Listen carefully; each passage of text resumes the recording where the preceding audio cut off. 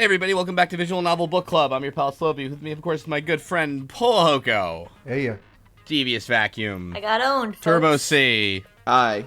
Jim. Hey there. Sorry, I talked over everybody. Listen. You didn't talk over me. They already know. They already know how much I got owned. From saying at the end of the last episode, wow, I really hope the Kyo isn't the murderer. I'm so glad that our audience got to have, like, that pure moment. Because, like, what are the, there's a chance that it might not have happened. That we might not have said something so, like, walking into a rake in the middle of a yard. I wish there was video, because I was ahead with the trial. I wish there was video on me, because when you said that, I did this, like, little, like, kind of, like, mouth movement. Like, I mean, the same one as surely everyone who's played the game that's listening to this. Right, yeah, also did. Totally. Let's talk Trial 3. I was just going to... We posted episode 4 earlier this week, and in there, Devious Vacuum even calls out another thing that happened this trial, which is Kyo's sister. And I even saw in the comments someone who just went wide-eyed when Devi called that exactly as it happened. I'm really good at games, everyone, and podcasting. Are you sure you're not clairvoyant? Danganvoyant. I'm actually, yes, I'm psychic, but only about video games. It's really... Did you say Danganvoyant? Danganvoyant? Is that what you tried there? There's a portmanteau in there somewhere I could make. What happened in the trial? So it's time for the class trial. Yay. Something we haven't pointed out is that whenever anything rumbles, like when the door opens or like when the secret door opened in the library, the caption says rumble, rumble, but like the words that come up on the screen say ramble, ramble, ramble, and that is hilarious. And I just wanted to acknowledge it. Localization strikes again. Ramble, ramble, ramble, ramble, ramble. It's very good. Just ramble that door right on open to the elevator. Mm-hmm. So what happens? We're in trial. There. By the way, I don't know if you've noticed this, but there is a new courtroom for every trial. How does it change? It looks the same. It does look pretty similar. I had to have it pointed out to me, but it's like the textures on the walls are different, the floors are different. It's just that everything is very like dark black and blue themed, but like in this one there's like a purple fence with spikes and stuff like that. I'll be totally honest. I mean, I knew from previous games that like they do that, but in this one I'm like, maybe they stopped doing that. And then I found something that had like, here's all the 6 like trial rooms in them, and it's like there you go. I did not notice that, but what I did notice was that the X's on everyone's faces when they die, they all look very different. Well, not very different, but they are different. Yeah, Angie has like a little halo and wings drawn on her and stuff like that. Tenko's is like squiggly. Let's see. Ryoma's is like very bold face markers. Kaide's and Rantaro's look sort of just like scrawled on with crowns. They look pretty similar, so it's harder to notice. But it's very easy to notice with Angie's because she has the halo and angel wings. Well, the thing is, I'm bringing back Kaede and Rantaro for my fanfiction, so that's why. I mean, it's a good ship, I guess. It's nothing like Shuichi and Kaito, but I guess. I'm not shipping them. I'm writing them happy lives. Oh, okay. Deserve. Aww. Fuck the rest of them. Just Kaede and Rantaro. Wait, so it's just like them like living in a suburb or something and being really nice to each other? The most pure fanfic, yeah. They escape. It's like if somebody like continued the Shawshank Redemption, at the end where it's like, now here's how they live together, and then I miss my friend Kaede. I hope to see her one day. And then she had to crawl through a river of shit. Listen, all right. So that's what's in the thing. See, that's what's in the manhole. Yeah, don't say that, or this will have to happen. It'll happen in the game if you say. You're completely forgetting Mono Kid though in your in your fantasy. I'm not. Oh no. I could give a fuck about the Mono Cubs. Okay, so this trial, they really only have to figure out who murdered Angie, but they also feel like they need to figure out who murdered Tanko because they're probably related. And also, they feel like they owe it to Tanko to get to the bottom of how she died, and this might be the only opportunity they have. I gotta say, I really like the lead into this, because they start off saying that we need to focus on Angie, otherwise we're all gonna die. And then Himiko has a problem with that, saying that, that's disrespectful, we need to find out how she died. And then Kokichi pipes up like, that's a lie, because you didn't give a shit about Tenko until just now. You didn't give two shits about Tenko when she was alive, and now you care. Okay. That was so cruel. I love that. Yeah. Honestly. Yeah, I wrote in my notes, Kokichi is my new favorite character. Kokichi is really good. It's straight up true. Like, it's really true. And, like, then she acknowledges that he's right. Yeah. Mm-hmm. She feels really bad about it. It was good though. Yeah, for real. And Himiko is just like, she's going through so much because, yeah, she took everybody for granted and pushed everybody away, especially Tanko, but also Angie to an extent. But she pushed Tanko away, and as we've seen, another thing, because we recently posted episode 4, like, Tanko's character has changed a lot. I think in terms of, like, we've seen her caring so much more, like, sincerely about, especially about Himiko, but just about people in general. Being like, Himiko, it's okay to feel your feelings, and, like, you need to train your heart by feeling things, and all that kind of stuff, that, like, very sincere thing. And so now that she's gone, it's sad, and it's like, yeah, Himiko never got a chance to tell her, like, oh yeah, I am gonna do that. For a while, I wondered if it was an act, because it just seems so sudden. I have to admit, I was very thrown when Kyo points out, like, well, Himiko, you chose the room. Mm-hmm. That was a big, because I know, and Jim, you mentioned that, I think, last week too, right? And, but, like, when I first played through this, and Kyo pointed that out, I'm like, oh shit, wait a minute, but and people are suspicious of Himiko because she had the opportunity. For a while, I thought it was her. Yeah, the murder and the solution are both plotted out well. Like, this one works. I think there aren't a lot of holes in this, and I think it is, it's gonna be a little bit more obvious once you get to a certain point. But, like, the actual, like, way this thing is plotted out in advance and then actually followed through on, I think this one is a really good, like, whole situation. Yeah, I think this was the strongest one so far.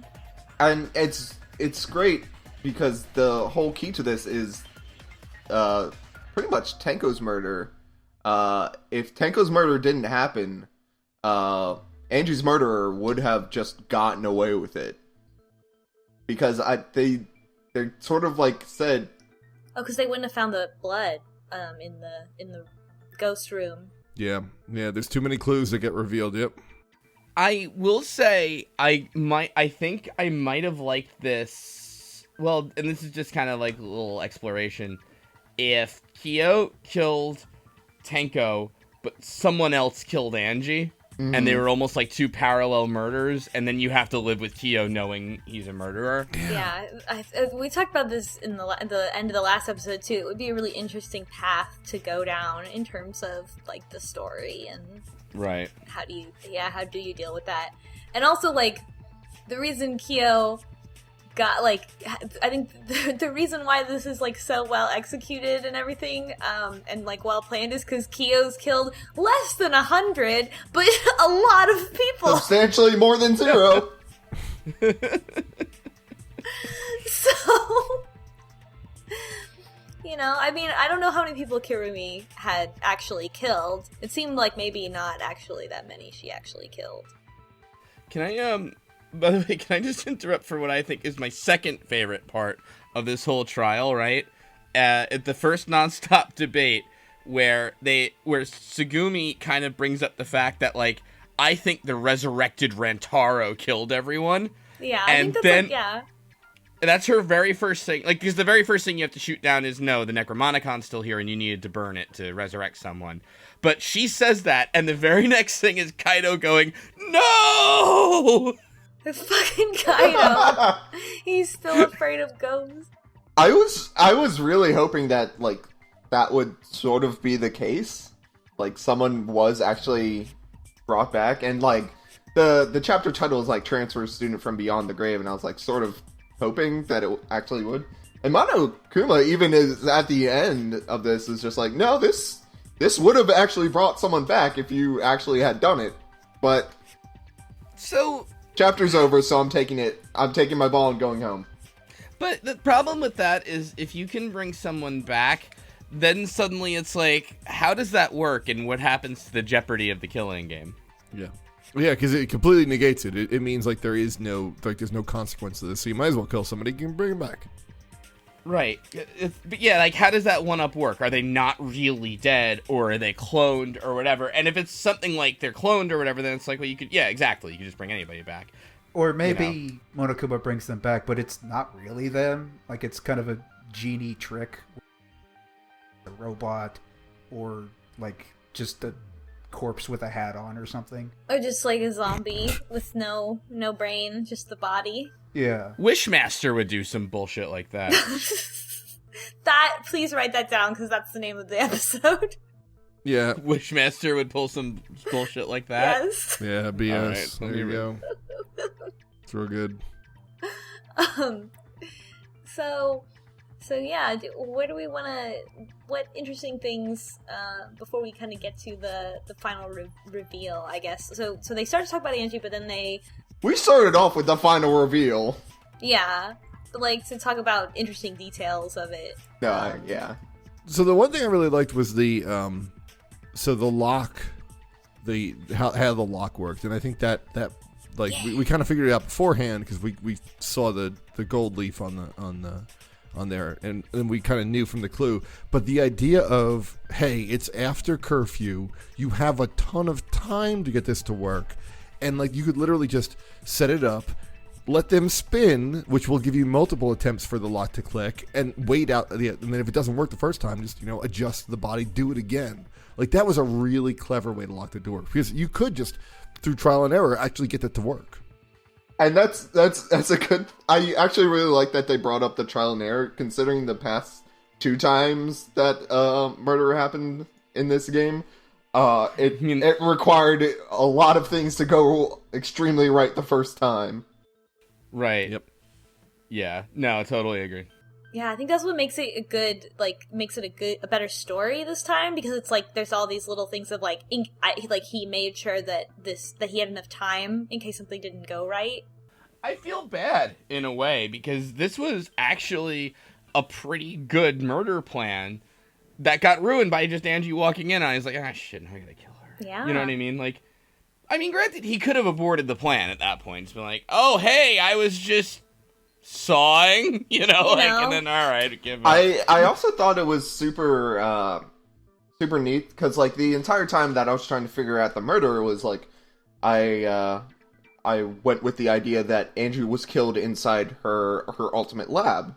And that wasn't the case. Well, it sort of was the case, but she was ultimately attacked outside of her lab and then brought back there, which was a factor I was not thinking about. Maybe you guys were. I feel like it was pretty audacious that he killed her with the sword from his own lab. I mean, I guess he had no choice, cause, like Maki points out, he needed something long enough, and there was no weapon that was sufficiently long in her lab with all the weapons in it.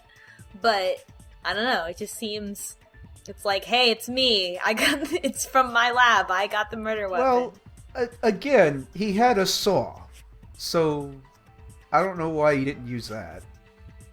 Well, they didn't get into this, I don't think, but, he might have had the plan of setting up the locked door for Angie specifically so that Tenko's body gets discovered first and he gets away with that murder, right? Well, when he explains it, he's like, "Oh, I just took the opportunity to get a bonus murder." Nah, yeah, I hear you. I'm just saying, like... Yeah, they're not doing the seance without... No, I know. I'm trying to work it out, though. You know what I mean? Like, I know that's not why Kyo did it, because Kyo's just like, hey, I'm killing people. Fuck it. Yeah. Murder game, what? I wasn't paying attention to any of that. Yeah, it's not even about the murder game. I just murder people all the time. I don't want to escape. I just want to be here and kill more girls to be friends with my dead sister. Only the good girls, though. Yeah, it's why it's so weird. Like the transfer student thing from Beyond the Grave was just like that. The whole thing was red herring. Like even the motive had nothing to do with the motive. That's true. Yeah, but like I said, like I don't know how the resurrection angle, if they had played it out, would ever have been satisfying. So. Yeah, I mean, it would have been satisfying to have a character back, but again, like we discussed, Yeah, and like red herrings aren't necessarily bad. They're just a trope in murder mysteries where, like, and like this one you could see from a mile away, so you're like, okay, cool, that's fine. Mm-hmm. Totally. I just like it because Monokuma really insists that it would have worked. Yeah. And like, Mm-hmm. I just keep going the what if scenario in my head. We'll see at the end of the game if they're all like in a simulation or whatever, then it would have. What if Angie wasn't a shit? What if what?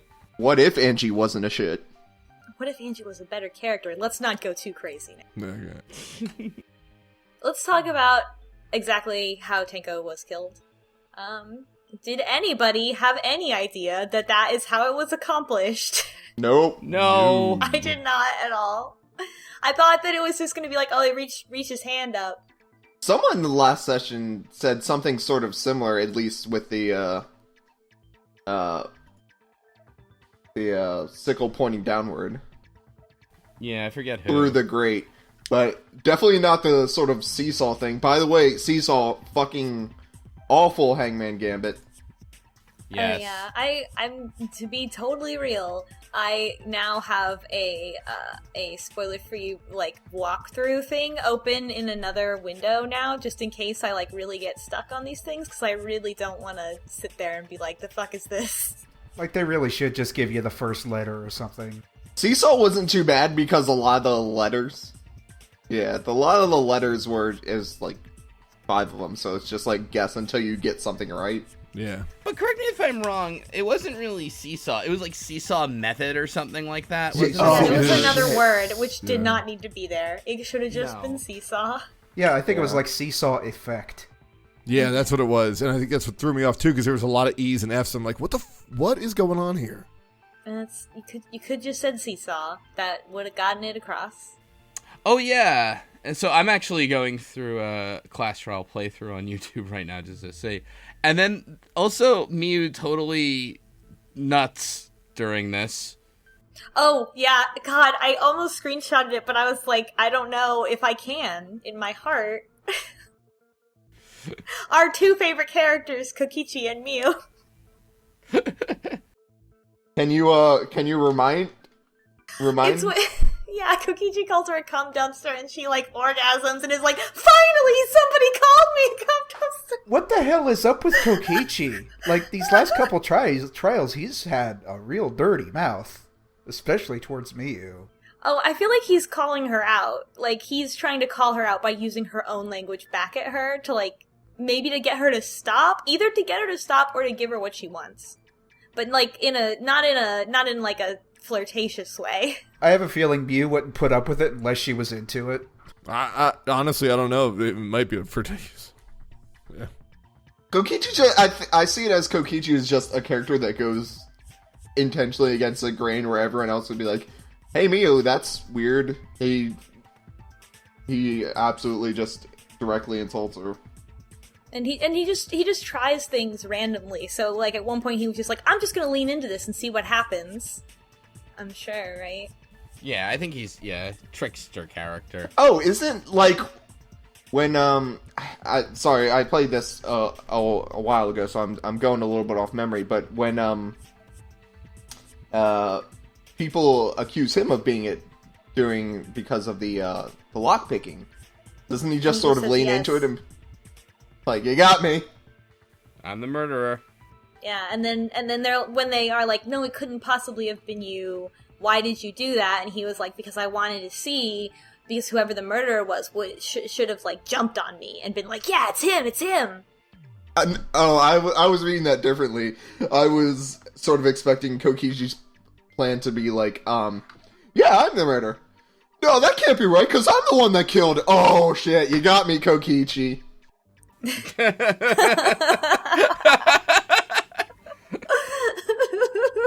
I don't know. I have a feeling that trick would work on Gonta, but not anybody else. I don't know. It might work on Kyo, because Kyo doesn't even know there's a murder game. It's like, no, I did that. Like, but you're gonna get executed. On what now? You know. He didn't seem to be. Weren't you paying attention? We're in this game. I don't know what game you're talking about. I just want to kill people. I don't really care about the game. Look, you guys kill for your own reasons. I got mine. You know, while we're, by the way, on the subject, Kyo, I heard something about Uren told me. Actually, so Uren's translating an interview with the developers that was published. I forget where. But one of the things they mentioned, because it was part of the popularity poll thing he talked about with Mew, but Kyo apparently they thought was going to be really popular because because of his costume with like that mask and because he had this like mysterious sister relationship. But they're like, nah, everybody thought he was gross. Which the fans would love. Yeah. So no, nobody liked the incest angle. Strangely, that one didn't focus group well. I don't know. I know we're jumping all around. I want to talk about his execution, too, because that was one of my favorite. Well, I feel like we gotta go through the murders first. Yeah, let's go through the murder. Yeah, okay. Yeah. So exactly how Tenko died. So, how it was done. So, and there's a whole thing about, like, the salt circle, because he drew a salt circle on the ground, and then it had, like, these extra lines that went to the wall so that he could feel his way in the dark. But, so he set up the sickle pointing down when he put the white cloth over the iron cage that Tenko was in, and then he had already prepared and sawed that beam off in all 3 rooms. As evidenced by Kokichi getting his head busted open. Mm-hmm. Yeah. And Kokichi fell through in the other room. And so while it was dark, and he knew exactly where Tenko was because he put that marker on the ground, like, this is where you need to put your head. That he just was able to stomp on this board, which lifted Tenko up into the air, and so the back of her neck was slashed by the sickle, and then they had to take the things off of her in the same order they put them on, so by the same people, because it's a ritual, and so he was able to discard the sickle while everybody was freaking out. Yep. And he had, it was good, and he had the salt circle, but the salt circle was trampled when everyone came in, so they couldn't confirm, and then but luckily, Kibo, could take Polaroids and spit them out of his mouth. That kind of rules. It would be kind of funny if Kyo did that, though. Yes. Yeah. And it's like, it's really creepy. I have the screenshot, but I'm having trouble pulling it up. It's creepy because, like, Kibo is just kind of staring straight ahead, smiling, and this Polaroid just comes out of his mouth, like, all right. It kind of, like, almost looks like it should be a meme or something. Like, it's just really absurd. So, like, I was still holding to the idea, like, that Kibo is not actually a robot, and then this, like, even with the flashlight and recording functionality, this comes up, and I'm just like, okay, he's either a robot or he's been holding a Polaroid in his mouth this entire time, and I'm not sure which is more likely. I like that we've gotten confirmation. Like, when he did his tape recorder thing, I was like, okay, that could just be a pair of headphones. The flashlight thing, I mean, I don't know, maybe special glasses or something. Spitting out a Polaroid from his memory of being rejected from the seance, okay, yeah, you're a robot, it's fine. Yeah, and it's a perfect, like, black and white, and it's a perfect clue that the reason why this breaks is because they can go back and compare. And so it's like, oh, you want a ghost in the machine? Here's the ghost in the machine. I'm going to spit it right out my mouth. And then he had also, like, Kyo had also specifically asked Himiko, which room do you want it to be in, even though the room itself didn't matter, so that he could use it to blame her. Slowbeef has posted an image in the Discord of Kibo taking the picture out of his mouth, and it is excellent, just as great as I remember. Like, his mouth goes from, like, a little anime mouth to, like, across the entire section of his face, like a slot. So wide. It's really good. I really want to just Photoshop, like, a bunch of different things instead of that photo coming out of his mouth, like a Blue Eyes White Dragon or something. Yu-Gi-Oh like... card, yeah. Lost.jpg. Yes, yes, all of these things. Surely this already exists. So things start breaking down for Kyo, as they kind of reason that, oh, well, we have this picture, there's all these reasons you could have done it all makes sense. And he finally, like, and he's, like, freaking out. I don't think he totally cracks yet, but he, like, freaks out and eventually just is like, okay, you're right, I did it, but it doesn't matter because you don't know if I killed Angie or not, or he says specifically, like, I didn't kill Angie, and so it doesn't even matter, like, I didn't kill Angie, and this is Angie's trial. Mm-hmm. So then they have to go back to talking about Angie. Yeah, and I like the fact that, like, this doesn't, it doesn't make it, it's a reasonable reaction that, like, Himiko immediately wants to accuse him, and I think a lot of other people are like, wait, he has to have done it. And I think...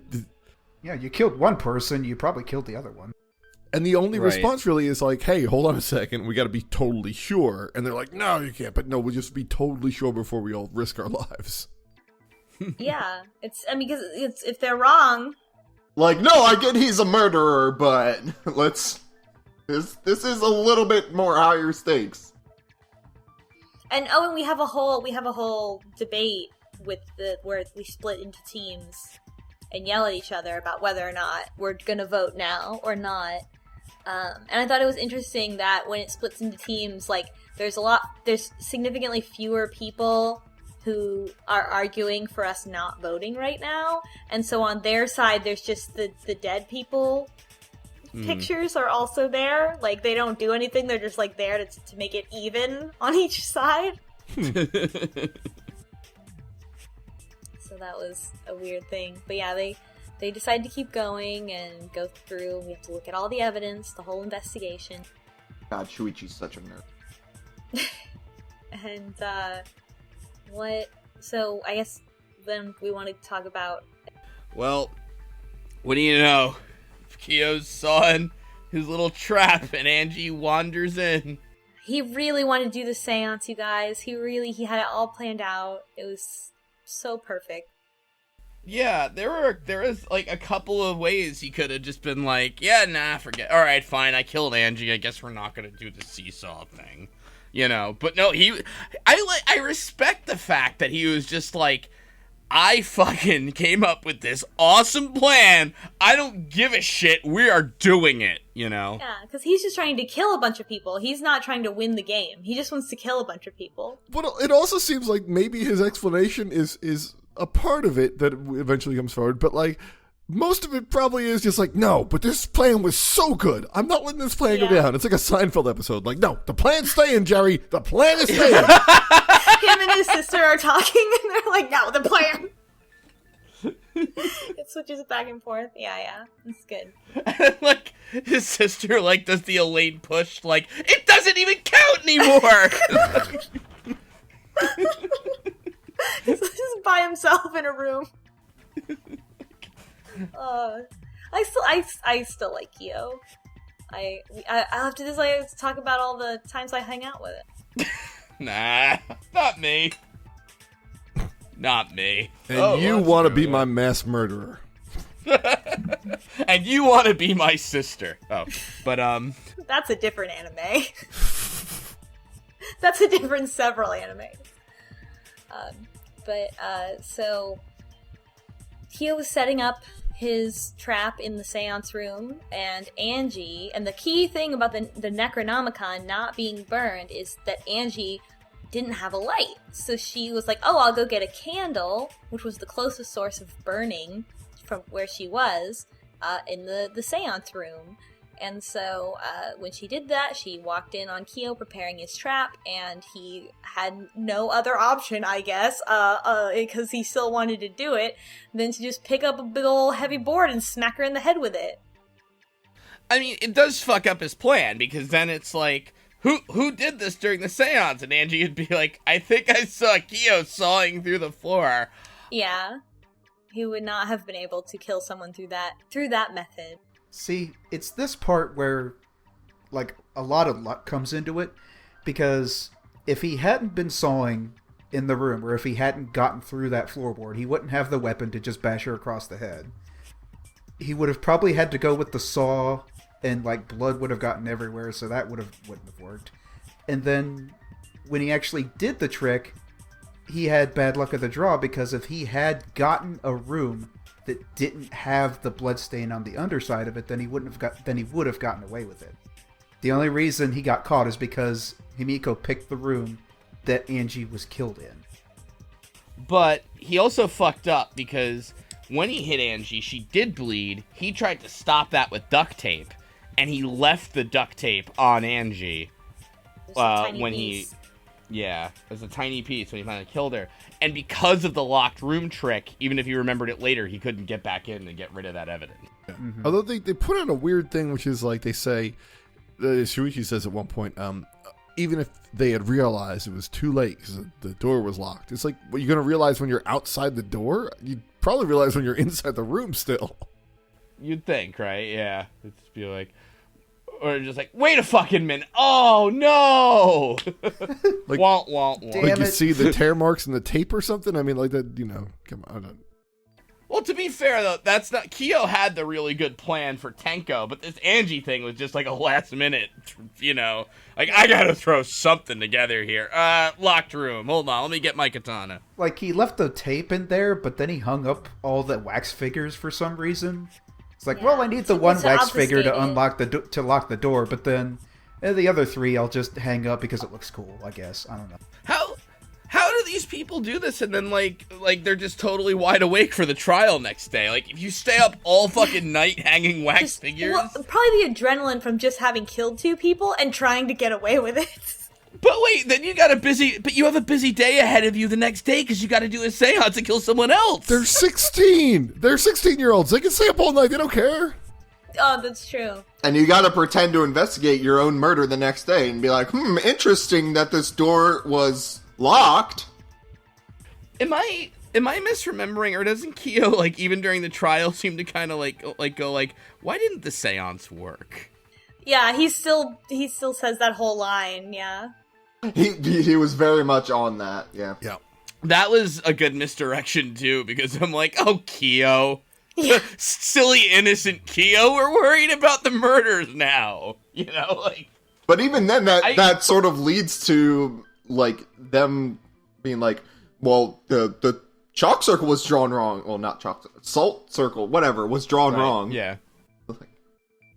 Oh yeah, that would be a tip-off. Like, if they had examined Kyo's book, they would have been like, wait, the chalk circle was... Mm-hmm. Although, I guess you wouldn't remember unless, good old robot boy spitting out his mouth. Yeah. Yeah, just... And so, yeah, and I think him being the ultimate anthropologist, like, probably fits into why he would be like, oh, I'm gonna make the scene of Angie's murder look like a creepy ritual. And it also, it distracts the fact of how he locked the door from the inside, and it's a distraction. And I think they even say that, like, the point of it was to be creepy, to distract the people investigating, to make them have to figure out if that was significant or not. Yeah, the hanging figures was twofold, to distract from the lock mystery and to make it look creepy and just sort of be a pseudo red herring. Miyu called it, we just brushed her off. When did she call it? Well, if you talk to her in the investigation, she's like, I know what these wax figures are. Yeah. They're a diversion. And then Shuichi's like, a diversion? What from? She's like, I don't know. And then Maki's like, there's no point. Well, She's also correct. But Yeah. Mew did call it. Blind squirrel finds a nut. Oh, God. Am I right? Don't. So, Mew also, she says stuff that's like, okay, it must have been this then. You guys figure it out. Just, like, during the trial all the time. Like, doesn't actually contribute anything. Well, also Kaito, though. That's pretty much Kaito's description as well. Yeah, Kaito says specifically, I have an idea. Shuichi, tell them my idea all the time. Kaido's like the other ultimate, like, great, like, emotional intelligence, zero actual Intelligence. Also, we did skip over the whole reason for Kibo having the photo mode. Yeah. Oh, well, yeah, because Mew installs things on him, and she's still doing it. Mew's been installing things in Kibo. Because she wants to take pictures to analyze her turds. That's right. Yeah. Oh my god, I forgot about that. That's a lot. That quote-unquote joke went on for very, very long. Very long. It was not one sentence. Right, until Himiko finally says, nobody cares about your poop, shut up. Yeah. That's right. The first time I liked Himiko in this whole game. It was literally the first time. Yeah. Nobody cares about your poo. It was so weird and embarrassing. And, like, the explanation, like, just like, oh, I got it. Yeah, it's a poop joke. Okay. We're good. Nope, this is still going. Oh, okay. Danganronpa. Also, don't hold me to this, but I remember reading some articles about how, like, there was this kind of awareness thing in Japan where you could tell your health by, like, how you're pooping. I mean, like, you can do that as in many medical professions. I mean, it's not fake. Like, yeah, it's a thing. I know it's not fake, but I mean, it was promoted, is what I'm talking about. Where's Himiko on for this podcast? Let's not go. It's you, Slowbeef. Yeah, I think it was the color thing. Yeah. Anyway, another thing that we didn't talk about is that when we come back from the intermission and the Monokubs have an interaction, they start talking to each other, and Monodam keeps talking, and the other two, Monotaro and Monophony, like, don't react to him. Like, they do, like, the classic sibling, like, pretending the other one isn't there. Like, did you Ignore bullies. Yeah, and so they're, like, bullying him all of a sudden. Yeah, and Well, he was the bully. They're ignoring the bully. yeah, he's been killing people, but also like they were overtly threatening them too. Like at one point, like what's his face, Monotaro's flipping the he's holding his ninja stars and just being like, oh yeah, some people have to be sacrificed or something. Like he's like literally being like, oh, you know, we're gonna get rid of some people. Even Monotaro knows at the end of the chapter one of them is getting killed. Yep. I think they're super prepped for it to, like, you're not going to push us, you son of a bitch. I really don't understand Monodam's character arc. I don't understand the Cubs character arc. I don't know what the hell they're doing with them. They have arcs? Very, very short ones. They don't. That's the thing. Have you not been paying attention, Slowbeef? There's been drama and action and heart shit. Everything Monokuma and friends do is bullshit. I'm sorry. Like, it's just supposed to be, like, cheap one-off jokes and then, you know. Well, yeah, Monokuma totally. But, like, but also, like, Monokuma serves a narrative purpose. The kids are just there. It just seems as extraneous things to weirdly disappear every episode. I think they're just meant to add variety to Monokuma, who's been here for 2 other games. Yeah. You know, it's just like an extension kind of thing. I don't know. I mean, they do affect things insofar as, like, their screw-ups make the mixed-up motive videos happen. That's it. But, you know, like... I keep seeking, like, a more narrative purpose. Like, are they there to show us some of, like, the limitations that these robots have? Or are they there to, like, provide any sort of key information, like, about how this world works or something like that? Which but I guess all they do is fuck up, and then you learn stuff about the world because they fuck up and tell you when they're not supposed to. I really feel like they're almost meant to kind of make fun of, like, you know, when something like a cartoon gets like kind of on in years and they add like baby versions or, you know, Scrappy-Doo. Mrs. Monokuma, that kind of thing. Yeah, like I almost feel like they're kind of a jokey, making fun of that sort of trope. Yeah, that's I true. don't know, you know, I don't know. I don't. Yeah, Because like coming to this as a first timer, I'm fine with Monokuma. Like that, I understand the role so far. Yeah. But like the Cubs just seem like I haven't gotten any enjoyment out of them, and the quicker that part ends, the better. Yeah. I'm a Monofini fan. Like, didn't they I like introduce the Cubs in like the second game or something? No, they're completely new to this one. Really? But They 'cause I- introduced a separate, a Mrs. Monokuma essentially. Yeah, like I remember as the Danganronpa games went on, I just kind of looked at the images that were floating around as like, okay, why are there more bears? I don't get this. Right. No. There's always more bears. It's always more. So let's get into let's fully explain the Kyo sister thing. Okay. Kyo starts to lose it as he gets accused of the second murder, And then he starts freaking out, and then you hear, "Calm down, Kurikyo," in this very sultry, feminine voice. it's still his voice though. Yeah, Is it the same voice actor? It sounds very different. No, I think it's the same, but just a little breathier and maybe and a little higher. But I think it's the same. I think Kurekio as a character is already pretty androgynous. So it kind of it's oh, now I'm talking like this versus my normal voice. Yeah. It might be processed a little higher too, because it's definitely higher pitched. So he pulls down his mask when this happens, and and also his face also color shifts to be a little bit lighter. When I was looking at it and I was like, this is really convincing. And he's got a full face of makeup on, and it's the sister. This just like we talked about, the sister. They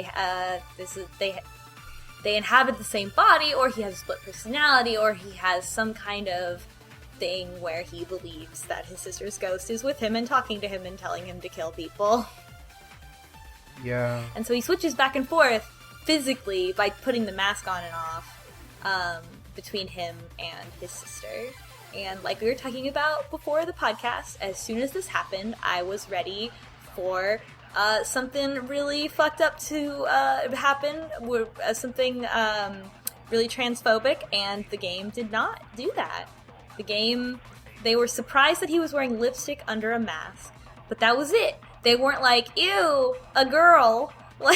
They were just like, wow, you're a murderer. Yeah, a lot of them were just like, what is going on here? Yeah. Yep.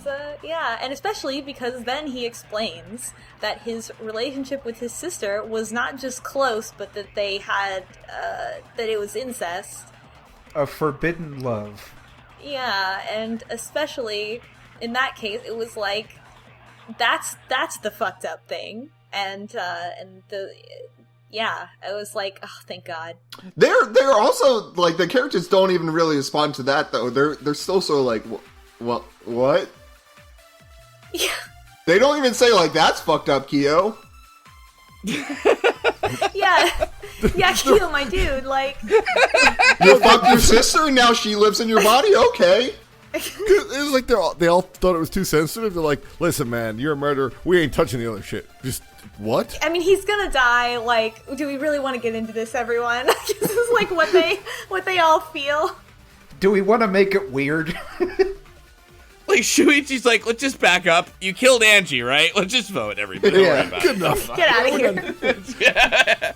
I want to make 100. Whatever. I was expecting also, because he is the ultimate anthropologist, that whatever thing was going to be up with him was going to be some kind of significant cultural taboo. Which is also why I was worried about the trans issue potentially being handled very badly. The justifying it thing, I was not please don't justify it, please don't. Yeah, no, and it was all right, and the cultural taboo was incest. We got a real Crimson Peak situation going on here, where he just like he talked to he mourned the loss of his sister, who he loved, and was like, well, now that you're dead, I'm gonna send you a bunch of friends. And so I have killed, he's like, I wanted 100 friends for my sister, but I didn't make it to 100. We don't know how many he killed, though. He was very picky about who he sent. But he's killed, a bunch of girls who would have been good friends for his sister. He's not picky. Come on, Angie. Angie's a terrible friend. But he even says, like, Angie was, like, nice and Tenko was nice and all this. Like, it was, he's totally lost it. Like, he even has this little spiel. He even has this little spiel afterwards where people are like, oh, so you killed Tenko and Angie because they would be good friends for your sister? And he's like, yeah, and Maki would have made a good friend, too. I probably would have killed her afterwards. No. Himiko. Yeah, he said Maki and Miyu would have been the two that wouldn't have been appropriate. Or Himiko, yeah. Wouldn't have been. Well, Himiko was, but like the thing is that is kind of BS about that is he couldn't control who was going to do the seance. Like that was Tenko stepping in at the last minute to be like, no, Himiko, I'll do that. He probably would have made something up at the end. But he did say a girl would. He did say a girl would be better for the seance. Yeah, to get a girl to go in. Well, yeah. He's not picky, is he saying? He is. Well, no, picky. he's clearly he's a murderer. Yeah. Let's be honest. He would have just changed that definition afterwards. He would have been like, There's a lot of like things about it that are like, you're saying all of this, but also you like murdering. Yeah, it doesn't really matter, truthfully. Yeah, exactly. He likes murdering, so. But yeah, can we talk about the execution? Yeah. Sure. Execution video. Yeah. This is an interesting one. Okay. Number one, love the music for it. Yeah, good music. Yeah. So, basically, how does it happen? So, he gets tied up and suspended on some red rope. Yeah, he's trussed up on red rope. Is that... I'm trying to remember. I'm actually looking at it right now, but, yeah, so what happens is the mono cubs start spinning him around, basically, really, really, really fast. and they're like two samurai, like about to like. It looks like they're about to behead him, and they say something about cultural melting pot, and then they don't behead him. Oh yeah, Right. that's the name of the video is cultural, or like the name of the execution is cultural melting pot. Yeah. So yeah, instead of decapitating him, they cut the rope that's binding him to the ceiling or whatever. He drops down a long, long pit into a boiling pot of water. The mono cubs start throwing tons of wood on it, making it hotter and hotter and hotter. And as these executions go, it goes faster and faster and faster. Kyo is burning up. Monodam runs into the fire. Yeah, Monodam's like later. Yeah, straight up. Like he runs from behind the other two cubs. They don't like move or duck or anything. He just runs through them and then into the fire. Yeah, like when the execution starts, it's like the two monocubs, Monotauro and Monophony, are the ones doing everything. Monodam's there, but it's like they're not including him. So he's just standing there with like a sad look in his face. He's just sort of staring wide-eyed. So yeah, Kyo is basically boiled alive. Like a cartoon. I mean, it's like a very cartoony death, like getting boiled in a pot. But his eyes start to bleed, which is pretty fucked up. I don't know how boiling actually happens. What do you do? I mean, that's not. I don't want to know. I'd believe that happens. But he sinks into the water, and then his fucking ghost comes out. Yeah. And his sister's ghost from the heavens comes in, and they both look kind of like spiritual and nakedy, you know, that kind of cartoon. And just so you know, everyone, Kyo's sister has massive breasts. Like, it's just so much. It's so much. I'm gonna disagree. I'm looking at them right now. They seem alright. You've watched too much anime, my friend. I don't know. I mean, they're like big, but they're not like. Look, why don't you just stop right there before we get into some comparisons. Look, don't disrespect the dead here. I can't believe you have. I'm actually looking now to be like, well, I don't know. I mean, Oh my god. here. Oh, hold you're on. gonna post one in chat, aren't you? I mean, I'm figuring out how to screen cap it. So, for a ghost, I'd say they're. oh, here. Korekio's smoking hot sister. Well, no wonder. I mean, all right. So, but okay. At any She rate, appears from heaven. Yeah, and they're about to embrace, and Monokuma jumps out dressed like, kind of like a Japanese monk or Shinto. I'm not sure, Some actually. kind of priest. But he's Yeah. got a big thing of salt he throws. Kyo starts to melt, and then his sister and Monokuma just happily throw salt on his ghost, which just melts away. And, so, on the one hand, this kind of gets back to what I'm saying, which sometimes I kind of wish Danganronpa would pick where it wants my suspension of disbelief to be. Yeah. But on the other, it goes right in line with, like, this thing that the game does where, like, if you have anything at all to be gained in death or some dignity you could find in it, Monokuma will just trample right the fuck over that, you know? So, I have to buy this execution now in the fucking gallery so I can It's cheap. goddamn sisters. I don't know. I think it is like just I don't think there's much to be read into it, but I also wonder if like you could also draw the conclusion from the sister also like sprinkling salt on him as like an indication that he was not like that was not her ghost that was talking to him because she didn't actually want him to kill anyone, and from death like she was like, no, get away from me. Yeah, no, that was totally it. Like, fuck you for murdering in my name. Yeah. Yeah, it's like you could read that, or it could be read as, well, there is no ghost, and the ghost that was there was just Monokuma. Fuck. Yeah. I completely love that though, because as he's getting ready to be executed, he's just like, I'm sad I couldn't get 100 murders, but at least I'll get to see my sister again. And I'll see you soon, sister. Yeah, and so like when she first shows up, she's like big open arms and smiling, and Kyo's also like that, and then just salt and he melts away. It's a weird and wacky execution, but I like it. Yeah. Mm-hmm.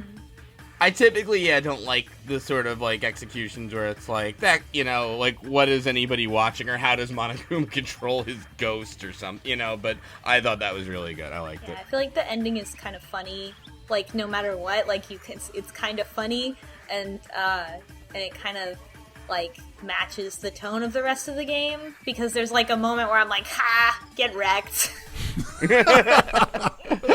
That's a really good episode title, too. Get wrecked. That was definitely my feeling as Monodam walked into the fire. I'm like, oh, thank God, finally. Now we don't have to deal with him anymore. We still got two.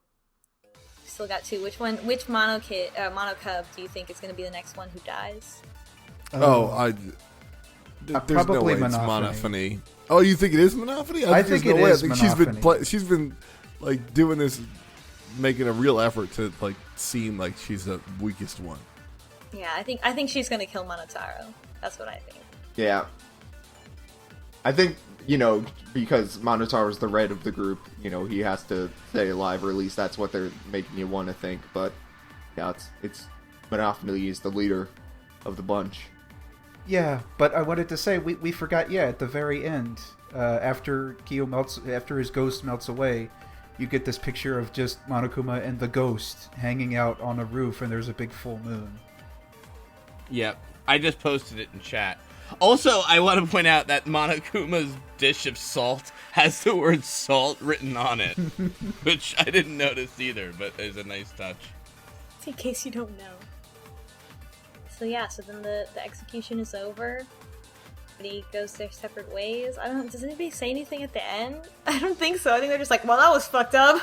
I think they're all too Himiko. shocked. They talked to Himiko about her losing Tenko and Angie, and like Himiko finally has like this big moment where, and I think Shuichi is like, remember what Tenko told you, that it's okay to feel your feelings, And so she just starts crying, and she just cries for like an hour or whatever, and they all start crying because she's crying. And eventually she kind of like gets to a stopping point and like passes out from crying, and they carry her back to her room. And like it's like a turning point for Himiko's character, I think, where she like finally was like, I'm expressing all of my emotions and not just trying to repress them. So maybe Himiko's character will change now and have more depth to it. And finally, then there's a little aside where Kaito's like, oh no, I'll catch up with you later, Shuichi, and he walks off, and we see a scene with Kaito without, like, Shuichi doesn't see this. This is just for us, which I thought was a little weird. I don't think have we had any perspective shifts like that? Not that I can think of.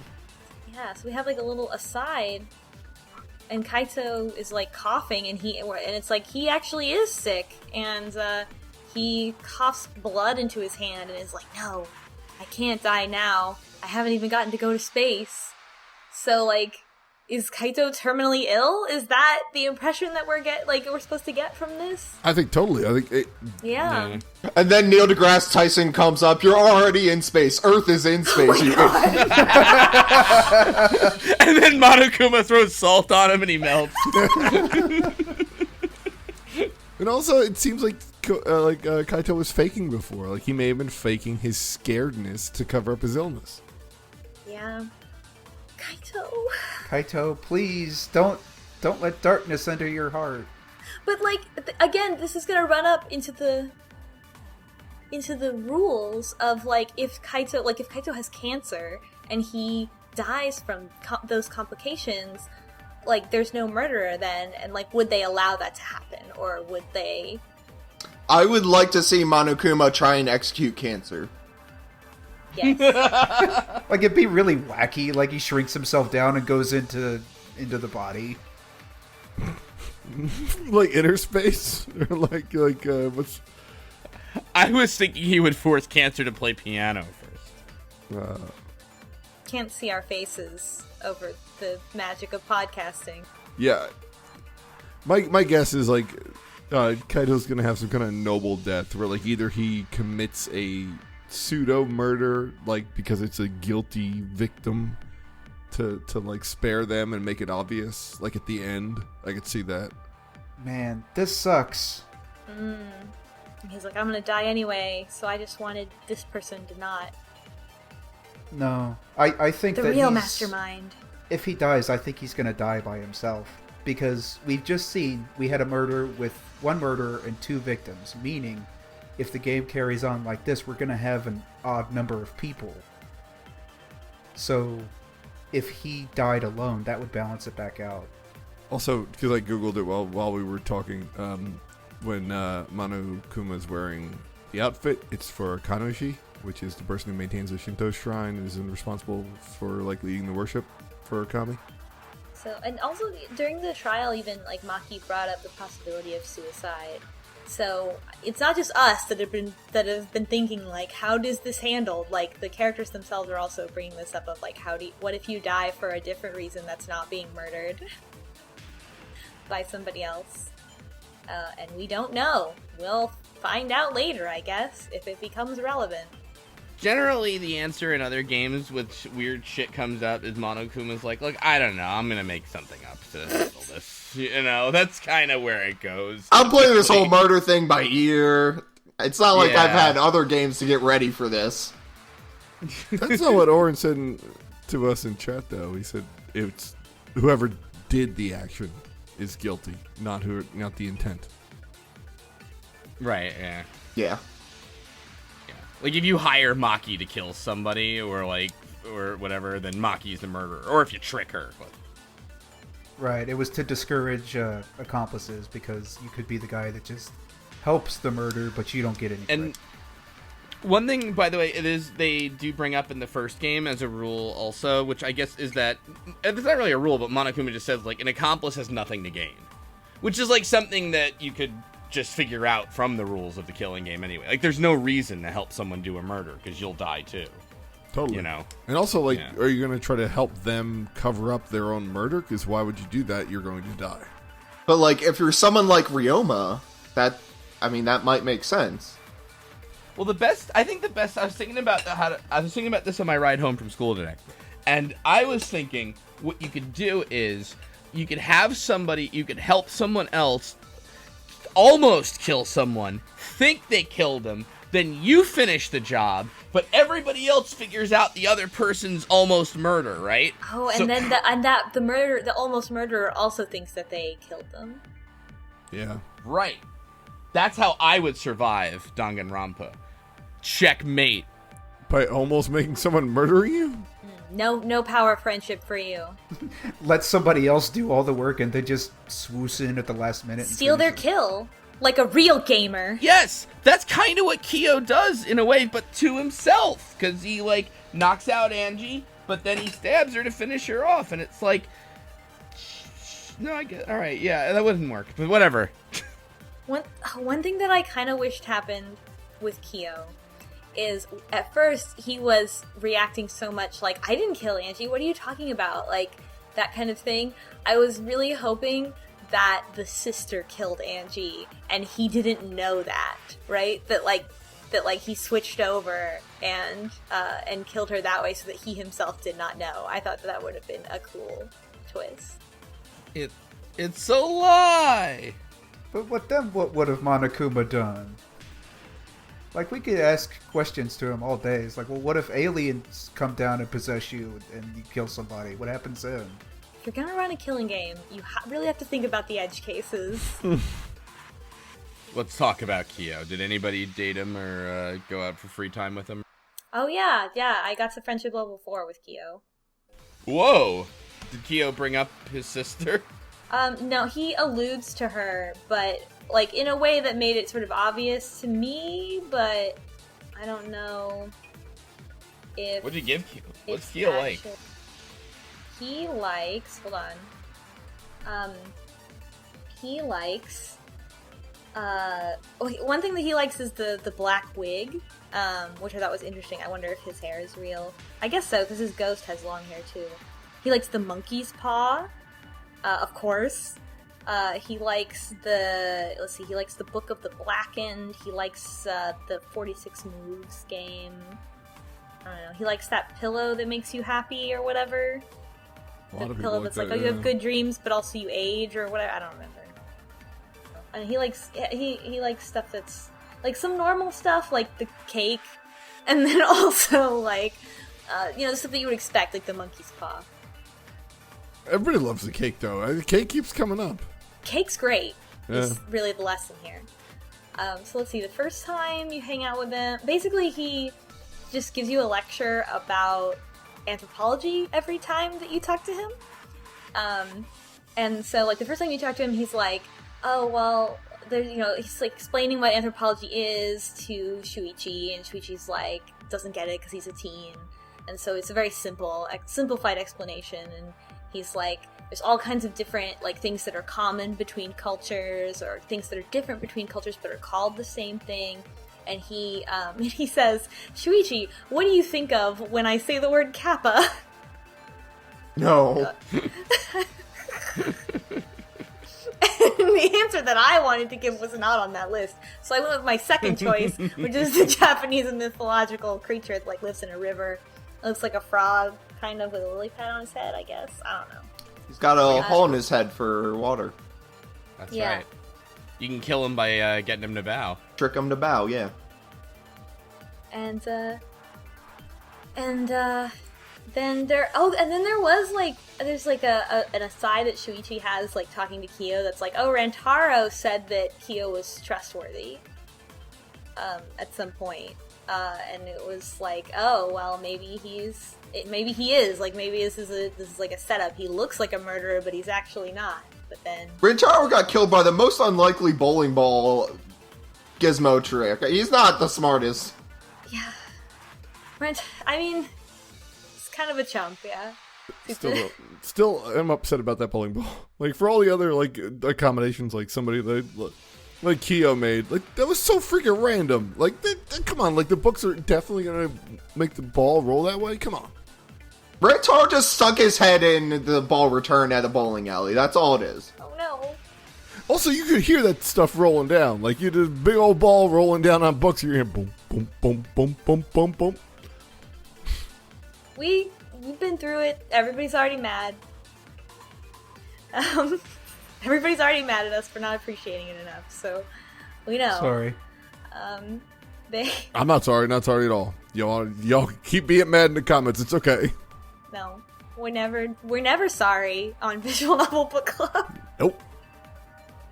So the next time we talk to him is actually kind of funny. He invites you to have tea with him, and he eats and drinks through the mask without taking it off. But I guess he like doesn't unzip it either. And so Shuichi's like, what? Like, Shuichi describes, like, he, like, puts a cookie up to his face, and then, like, a bite disappears from the cookie, and, like, Shuichi doesn't understand how that happened. Ghost cookie! This is never explained, and I really like that. It's ghost cookie. It's like really funny. So, yeah, so that's silly. What else? You talk to him, he talks about, they talk about, like, why did you get into anthropology, and he says that he got into anthropology because of his sister, so, like, that she, I don't know, he wanted to because of her, and, also, he mentions another story, of, like, he talks more about, like, stories that exist everywhere in culture, and he, mentions a Japanese folklore story called Princess Kaguya. And I don't know, it's like, it sounds like, I googled it and it's kind of like, I guess, it's kind of like Thumbelina, like that kind of thing. Yeah. Is that the one that lives on the moon? I don't know. It's my favorite Murakami movie. And he does say, like, sister thanks you for, like, appreciating anthropology with him or whatever. Like, he says specifically, like, sister thanks you, which implies that she is present with him. And the final conversation I had with him is he talks about, he is like, let me tell you about another legend that exists across multiple cultures, and it is the legend of, I guess it's pronounced Hainuele. And it is a goddess who defecated valuable objects. So it is similar to the goose that laid the golden egg, and that those type of stories exist in all these different cultures. And of course, there's got to be a fucking poop joke in this series of facts. It's really on brand for us. And we ask him. Yeah, Shuichi asks Korekiyo which legend resonates the most with him. And he says Medusa, and he's specifically talking about, like, Medusa as, like, that she existed before she was cursed, and that she was, like, this earth goddess, and that she was cursed, and it was, like, a metaphor for, like, man conquering nature. But then the way she was cursed, she turned people to stone, which is this idea that no matter how much civilization conquests over nature, like, that doesn't mean that death goes away. And he's like, even if we overcome nature, we can never overcome death. And that's the lesson of Medusa. And that was, like, that was intense. Yeah. I thought Medusa was always just Medusa. No, she was cursed to be that way. And then Shuichi wonders if Kyo fears death, and we see at the end, like, doesn't really. He's kind of, I mean, he's kind of ready to go. Win-win for him, or so he thought. He's just kind of enjoying the feeling. Mm-hmm. It's a lot. There's a lot. God, you could have a whole separate podcast that's just unpacking everything about Kyo. And that's what the spin-off has become, all about Kyo. Stay tuned for my separate podcast. T and Kyo, yep. The best is, like, you posted one of the screenshots, slowbeef, into the chat, which is just the two, like, it's just Monokuma and Kyo's sister, and it's just, like, you could unpack that for an hour, because the expressions on their faces is so happy, and yet it's like, what is going on? I don't understand. Like, I understand. Unless it's just like Monokuma being like, it's funny to fuck you over. Look at this. Everything you believed was a lie. I think honestly too, Monokuma probably got with Kyo's sister as just a little extra fuck you. You know? Jesus Christ! Take. God damn! I mean, you know. No, I'm just saying, they hook up and it's like, you want to bang your own sister, you fucking weirdo. Anyway, I'm banging your sister. You know what I mean? Like, that would, you know. No, I got it. I'm just wondering what the left side of his bear dick looks like. I can explain further. No.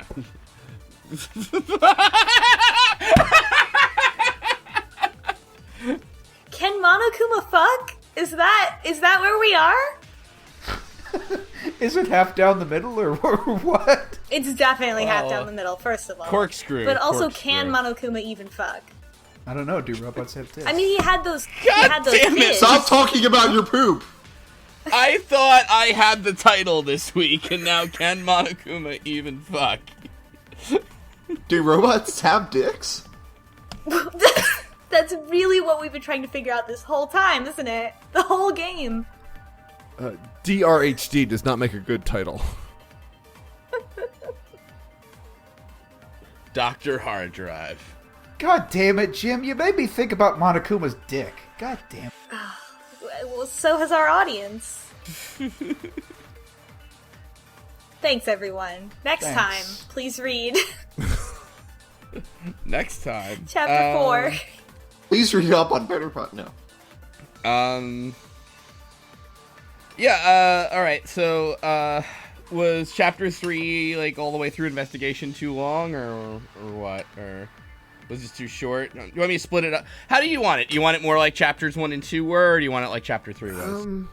I kind of think like Chapter 3, the first part was long, but also like because of all the repercussions of a trial, we do have a lot to talk about. Like, I didn't think this would go an hour. We already went an hour and 25. So like this was substantial.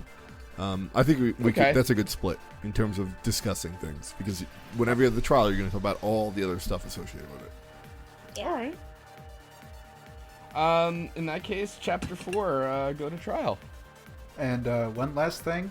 Keep an eye on your title screen, folks, because we're getting little decorations on our building as we progress. Oh yeah, it changes. That's so cool. So many little things that I didn't notice. They really do put a lot of work in this game. This killing game of ours. Yeah. Oh, it definitely does not feel light. This feels like a dense game where a lot of effort has gone into it. Also, the casino games all leveled up. They're better now. You don't have to spend so much time. They are better now. They're more like games. I'm actually playing them right now. You'll be able to get your coins in a reasonable amount of time. I already got a love key. What'd you get? I didn't play yet. I just played the casino games through the menu because I didn't want to play into Chapter 4. I just went through the options. I gotta say, they gave us extra levels of like the actual games. It would have been nice to have like a high roller slot machine too. I don't know. I like this. Yeah. They unlock, they unlock like high roller versions of the other games, right? Yeah, but I think the slot machines are always the slot machines. They're always locked into that 7 coins, and that kind of sucks. I mean, you can still do real well on them, but it's just like, it's going to be time consuming. I think it's like a thing maybe just meant if you have like very few coins, you're meant to just kind of build from there. I think to be totally fair too, though, there's probably no way they can guard against people just save scumming the slot machine. Yeah, but that's an effort. Well, I mean, you don't really even need to save scum it. Like it's not a situation where you're going to lose everything. It's like the odds are pretty much in your favor. It's a matter of how much time you want to sit there at the slot machine and do it. It probably takes more time to save scum it than it does to actually just play it. No. I'm saying if you can bet anything, though, you just bet everything. Oh, double I your see money, what you're saying. save, come back. Like you just either keep doubling, you just go double or nothing forever. I see what you. Yeah. Playing the games, I mean, you get a multiplier every time, and you win some amount of coins, and it's pretty good. It's good. I like the car game. I'm not like the best at it, but I like it. Yeah, it took me. I've been playing a lot of the card game too, and I didn't realize that you could do like the 3, 2, 1, press start right at go to get a big dash. Oh, right. Every Mario racing Kart game is boost, Mario yeah. Kart. Yeah. Yeah. Yep.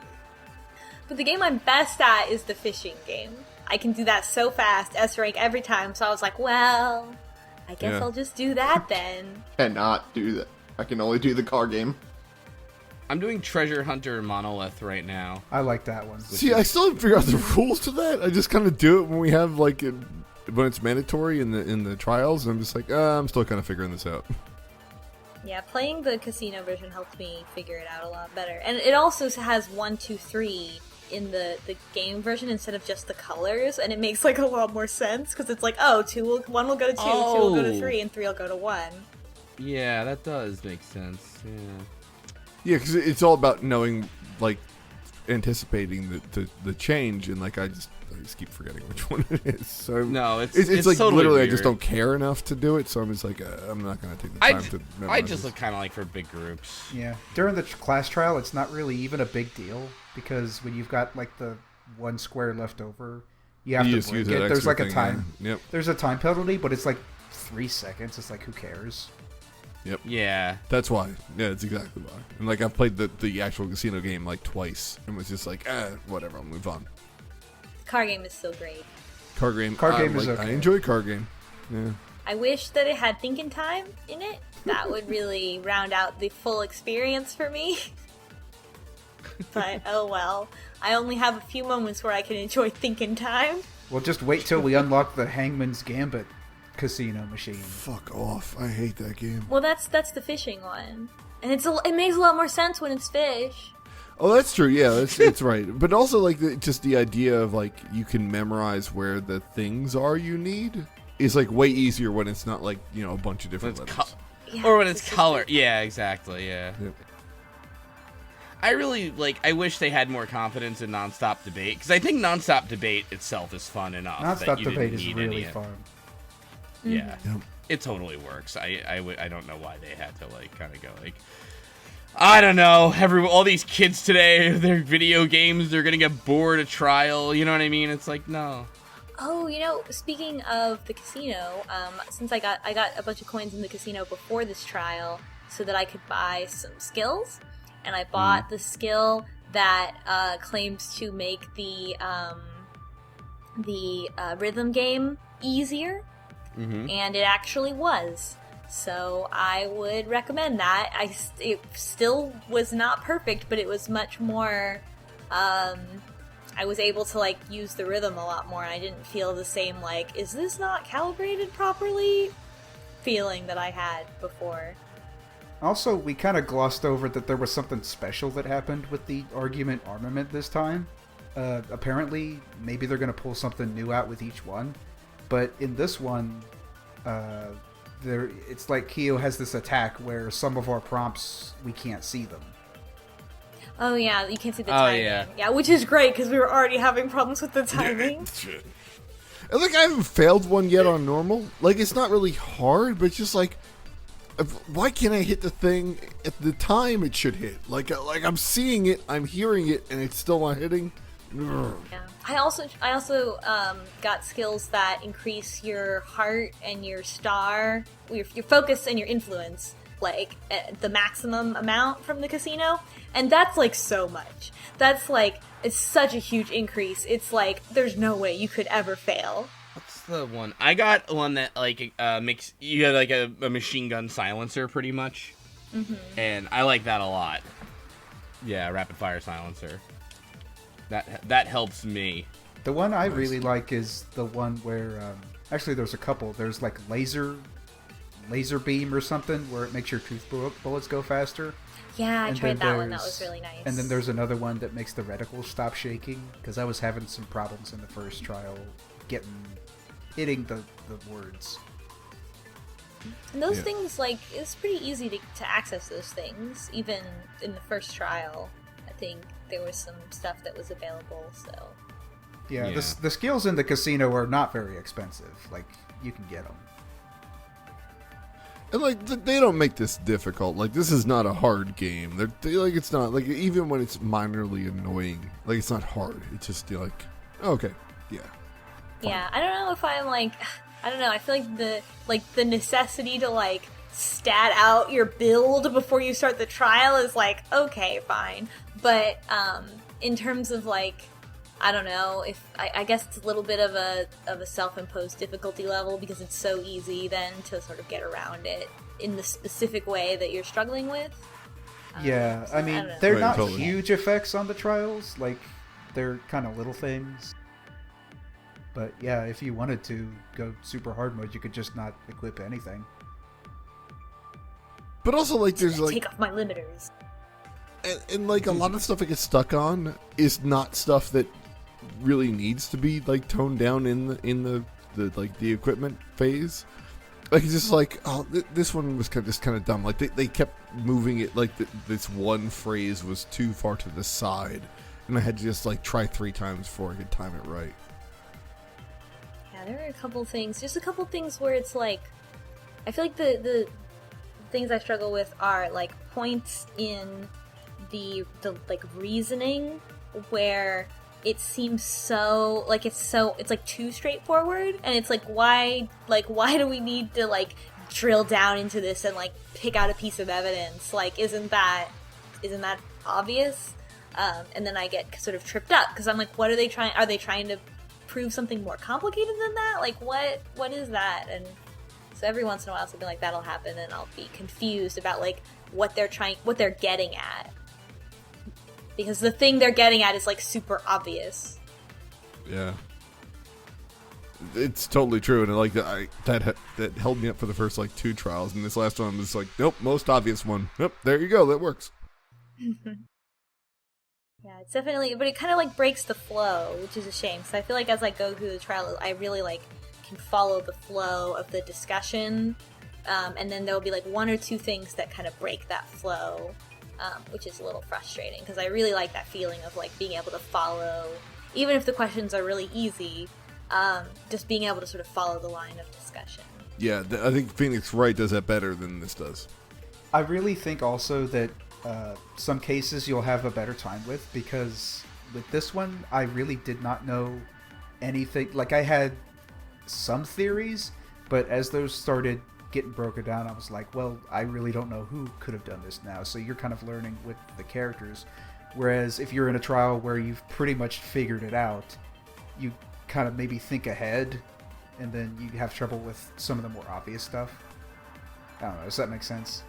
Yeah, I also feel like if you were just like going through this game without pausing and talking about it, that you could very easily get halfway through a trial and be like, I don't know. Because you've just been going straight through it and like you didn't pause and like think about it. I'll be honest, like some trials I really have no, like honestly I didn't know this was Kyo till like it was clear in the trial, you know what I mean? Correct. Like Yeah, I feel like the methods are often a lot more clear than who the actual perpetrator is. sometimes it's for the first couple it felt a little random to me because it's like, all right, who really killed Ryoma? It's one of these 4 people, and I'm like, well, process of elimination says Kurumi, but I have no idea why. Yeah, Kurumi's motive was weak because we didn't learn about it until the end, and Yeah. even on its own, it was not particularly strong. Yeah, and then after like Kurumi, it's like okay, you know who did it? Kyo did it. Kyo's a murderer, everybody. Hey, Ding, ding, ding. you know, like, oh, all right, okay. But Kyo made more sense because Kyo set up the seance and everything. Gotcha. Yeah. So that's fine, you know.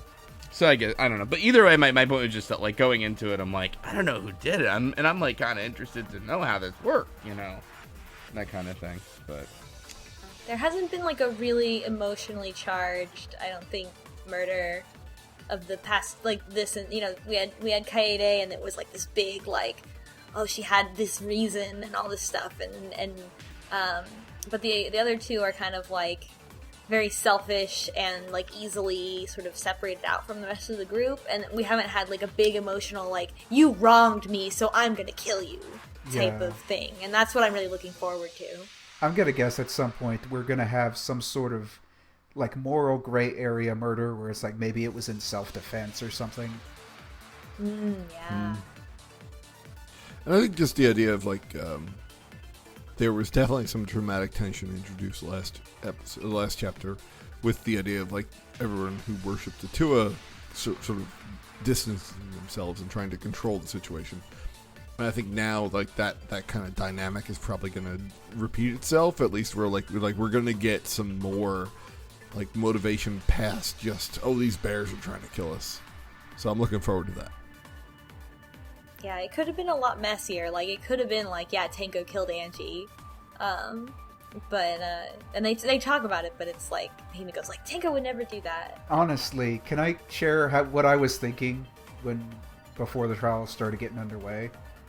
No, that's not allowed. Oh, okay. I'm joking. Go ahead, of course. Stop bullying Flohoko. I honestly thought it was Himiko, and I thought that her motive might have been that she was tired of Tenko and Angie. Like, she was looking at Tenko like, well, I'm always going to be stalked by this person. I don't really like them, but they won't get away from me. And then maybe looking at Angie like, well, this person doesn't really care about me either. They're just using me. So I thought that, she maybe dropped under the room and stabbed Tenko from like underneath it, because she could fit down that little hole in the corner, probably. Yeah, she was by that hole in the corner too. Yeah, she was right by it. Whole thing.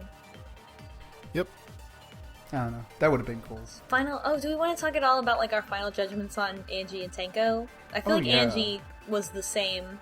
Still not a fan. Don't care. Tenko had a bit of redemption right at the end. But that was it. Like, it was only like was redemption before you got killed, which is kind of like a cheap out. So I didn't like any of those characters. No. Honestly, I'm kind of glad. Yeah. Tenko! They were just kind of messing everything up and being annoying. Yeah, we're focusing in on the really interesting characters, so I'm going with that. I think yeah. Yeah. I will say, if Himiko gets to be better because Tenko died, then I'm okay with that. Yeah, I'm really interested to see. Because Himiko, I'm not really a big fan of either. Yeah, it's going to depend on this chapter, I think. If she doesn't redeem herself soon, she's just going to be like a prop. Wait, I'm sorry, who? Himiko. Yeah. Well, this chapter's a lot of fun. I think you'll like it. So Cool. Okay. Boy. What's the title of chapter 4? Live and let the languid world live. Okay. That's no, it's not good. What, live and let the languid world live? Yeah, it's a play off Live and Let Die, but it's just like... Say that 5 times fast. I'd rather not, though. That's also the title of Slowbeef's fanfic about Kaede and Rentaro living a happy life together. This fan fuck. Wait, fan fuck. So rude. Nobody fucks in this game. I don't know what you're talking about. No, it's not that kind of fan fiction. There's only one kind of fan fiction. They just leave out the you. Oh. Well, good night, everybody. Sayonara, so long, Ursine or something. Does Monokuma fuck? There we go. Do robots have fucks to give? 2 Roblox to give a fuck. Do electric, whatever. Bye!